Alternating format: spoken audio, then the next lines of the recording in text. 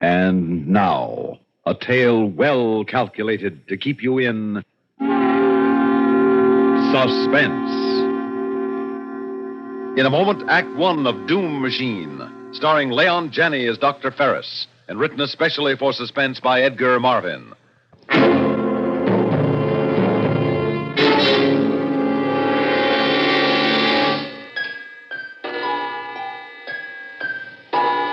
It's 8 o'clock in the morning in the year 2500. On the outskirts of the great city is a large one-story house. In one wing of this house is the laboratory of Dr. Atlee Ferris, who is seated behind an enormous horseshoe-shaped desk, studded with levers and small blinking instrument panels. Morning, Dr. Ferris. Good morning, Jack.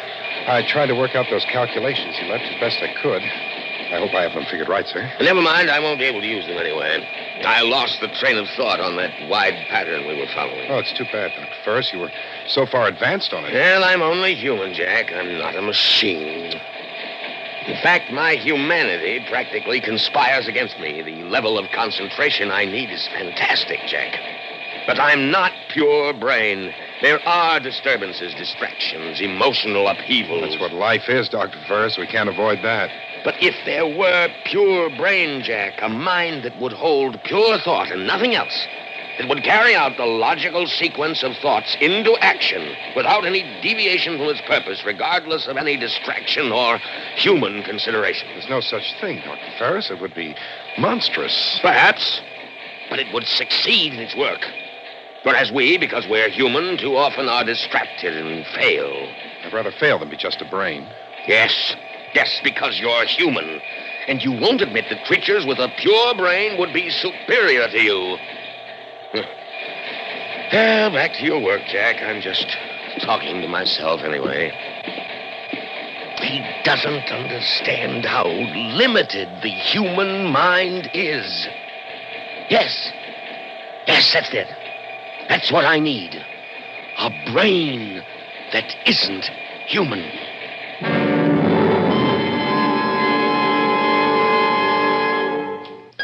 Third audio box entry, July 7th. The first parts for my new project arrived today, and I immediately began assembly. The job is going to be bigger than I expected. My original plans didn't call for motive power, but now I see that everything will be impossible unless there is force of action. Sixth audio box entry, July 20th. Sally is bursting with curiosity. But she knows enough now not to come near my workroom. Perhaps I should prepare her for the fact that we are going to have a guest in the house. 13th audio box entry, August 27th. This is probably the last report I shall make. There is complete mobility, and the concentration chamber has been sealed. Not even I could get it to change a thought once the decision trap is shut. Communicative power is slow, but there is no faltering of expression.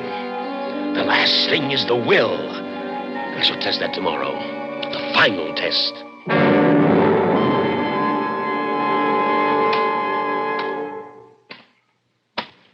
I hear something.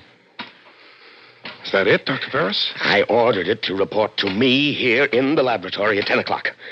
What time is it now, Jack? It's just 10, Dr. Ferris. Is it safe? We'll know in a moment.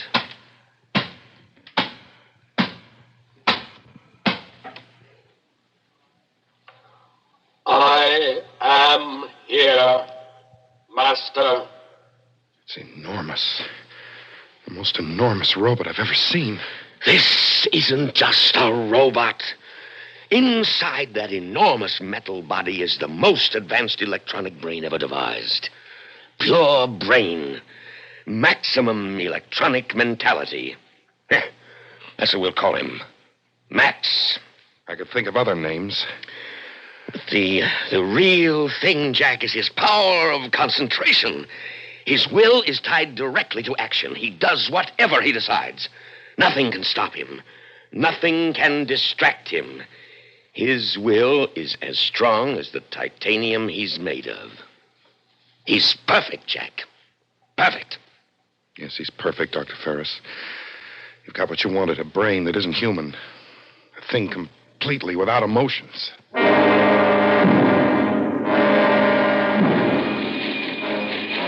Look at Daddy's laboratory, Philip.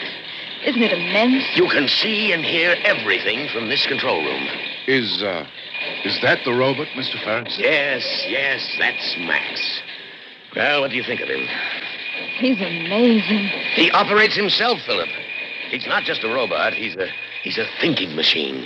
He's figuring out the solar energy formula right now. Jack does the manual work. You mean the man takes orders from the robot?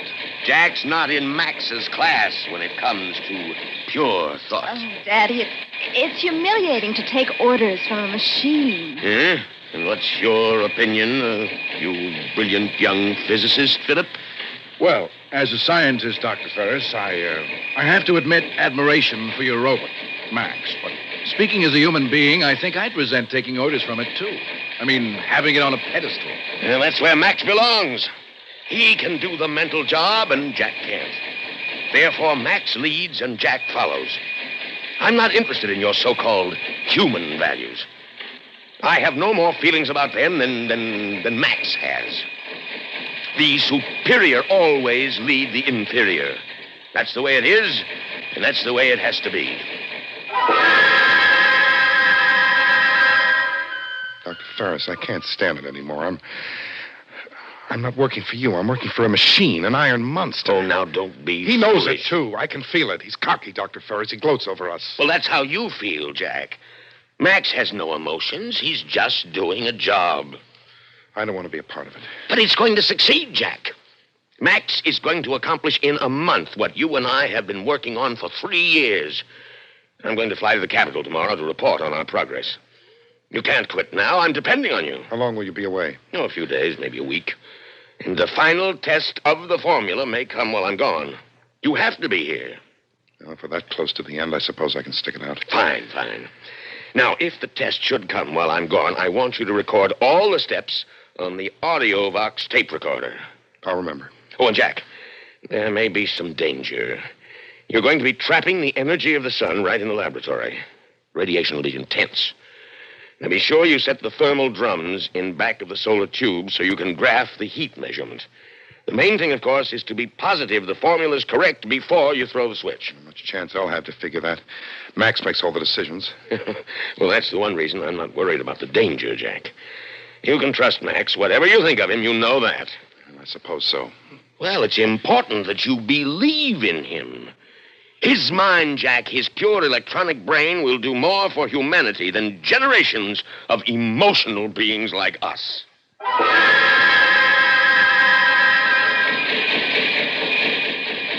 Home 23. Home 23. Omega 15. Omega 15. Thermodyne 24. Thermodyne 24. Set rheostat control. Set Rios. Max, that's it. That's the test for solar energy, the final test. Set rheostat control. You sure we're ready for it, Max? Let me look over the formula. Formula is right. Well, at least let me see it. Do now. Now? Is there any reason why we must finish it this afternoon? We've been working all day. I want to look over the formula tonight and tomorrow. Must finish. Must finish. All right. Nothing stops you. Let me turn on the AudioVox tape recorder so we can record the steps. Not a chance to get anywhere arguing with a machine. Never tired, no emotions, no feelings. After this test, I'm through. Dr. Ferris will know I'm walking out. Set rheostat control. Just a minute.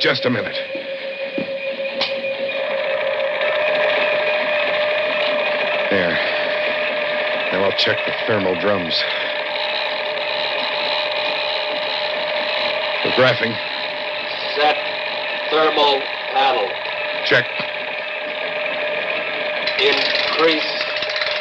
Raise. Thermal 8. Radial flux.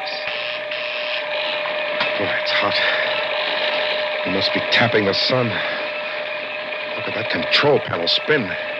Thermal 10. Radial flux 8.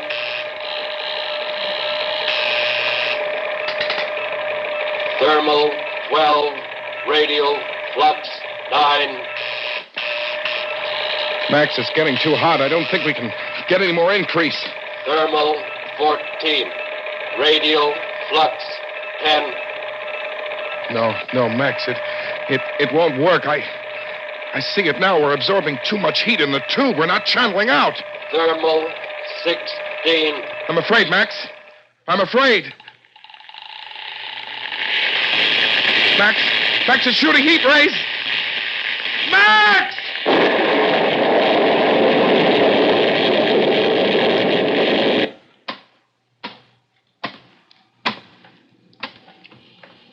Jack gone.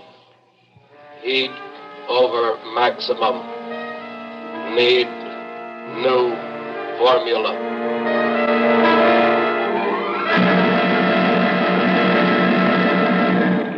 Wonderful, Max, wonderful. It's running on solar energy. With this machine alone, this laboratory model, we could power 100 factories. Heat too high. Yes, I checked the thermal drums. The heat is too high, but we can fix that. Take a little work, but we can do it. You have no idea where Jack is? Jack gone. Yes, you told me that, but where? Well, I suppose he skipped out. He's been threatening that for a long while. Fine time to do it, though. That's human loyalty for you, and he used to say you couldn't be trusted because you had no feelings. Nothing would stop you from finishing a job. No petty human considerations. Check audio box. Yes, good idea, Max. I want to hear the steps in this experiment.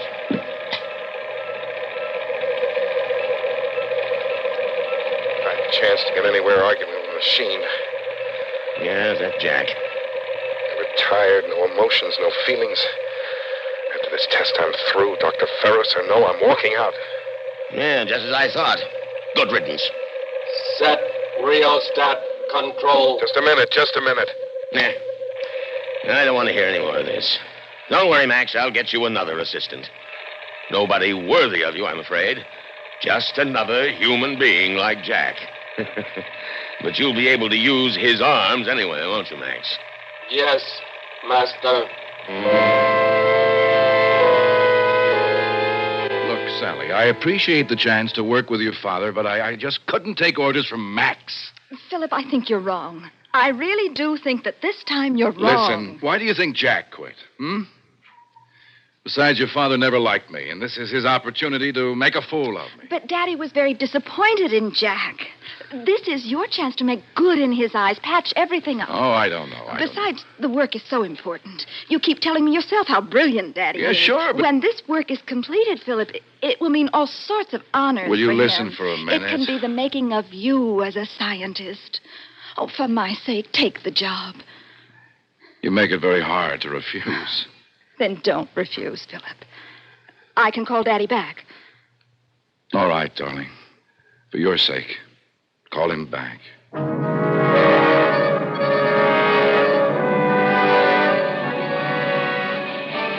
Now, Philip, the one problem we had was the excess of heat vibration in the thermal tube itself.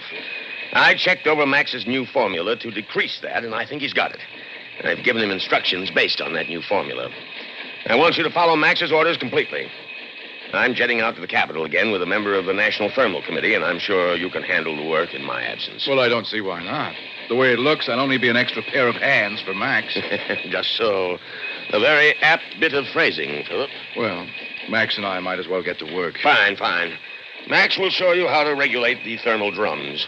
Good luck.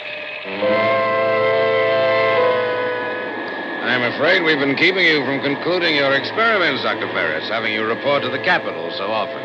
On the contrary, Dr. Larkin, I'm in the fortunate position of being able to place my work in even more capable hands than mine. Oh? I don't suppose you've heard of Max. Max?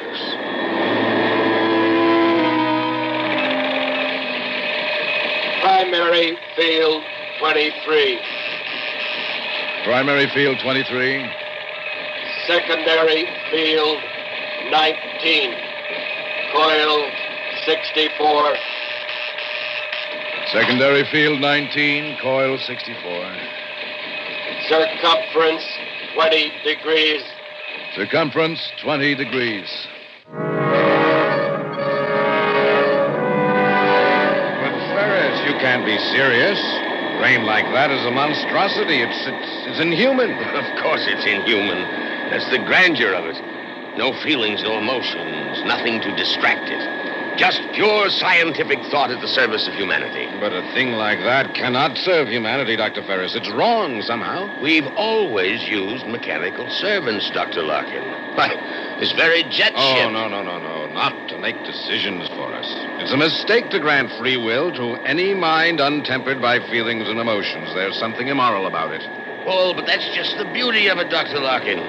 Precisely because he has no feelings, Max can never make mistakes. Sorry, I don't believe it. No machine in the world operates to perfection. But Max isn't a machine. Max is pure brain, self-corrected, undistracted. Here, let me show you. Just look at the perfection of his latest formula.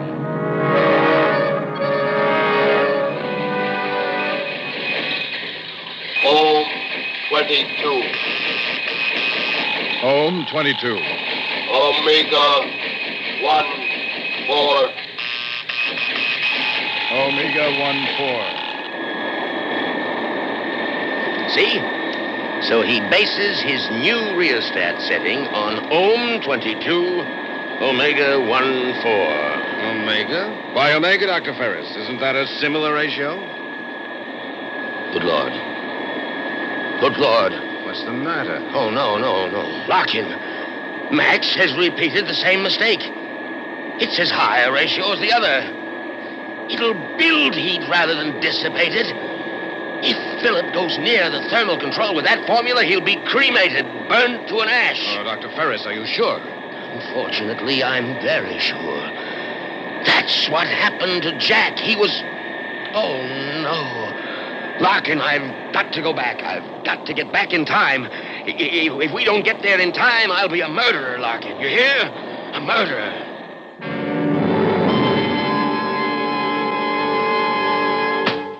Rheostat control. Rheostat control. Thermal panel. Set thermal panel. Well, Max, this is the big one, isn't it? We're all set to drag in the blazing sun. You know you're not half bad to work with.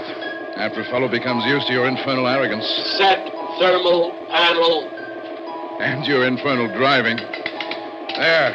All right, Max, old boy. Fire away. We're on to glory. Increase raise. Thermal 8. Radial flux 6. Thermal 8, radial flux 6. Wow. This certainly builds up heat fast. Thermal 12. Radial flux 9. Thermal 12, radial... Oh. Thermal 14. Radial flux 10. Thermal 14. Machine's awfully hot, Max. There. Max, listen. I don't know about this. It's getting awfully hot. Philip, get away from that machine. Dr. Ferris, what's wrong? He's shooting thermal rays. You'll be cremated, burned to an ash. Into the control room, quick. Hey, easy. Now, stay there. The inso-glass walls will shield you. Thermal 16. Radial flux 12. Max is going to the thermal panel. I've got to stop him. No, please, Dr. Ferris, you'll be killed yourself. Now stay in there. Don't come out. Now, Max, listen to me. Your new formula was wrong. Wrong. Don't touch the thermal panel. You'll be destroyed. Stop, Max. Do you hear me? Not stop until finished. But not if you've made a mistake. Now stop, Max. Stop. Dr. Ferris, he can't stop. Nothing will stop him. That's the way you built him. He's only a machine. He has no understanding. No, he's not just a machine. He's pure brain. He must understand. Now, Max, listen. Your formula is wrong. You'll destroy yourself. Everything you've accomplished will be destroyed with you. Not stop not stop.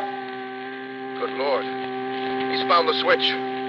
Dr. Ferris, come in here, quickly! Oh, the idiot monster! Dr. Larkin was right. It is something immoral, an inflexible electronic brain. No emotions, no soul, no reason.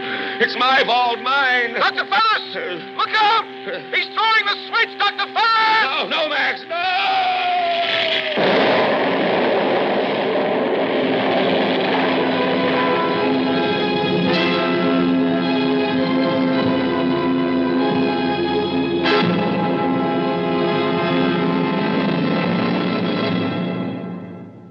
Suspense. You've been listening to Doom Machine, starring Leon Janney as Dr. Ferris, and written especially for Suspense by Edgar Marvin. Suspense is produced and directed by Bruno Zerato Jr., music supervision by Ethel Huber. Featured in tonight's story were Cliff Carpenter, Elaine Rost, Bernard Grant, and Eugene Francis.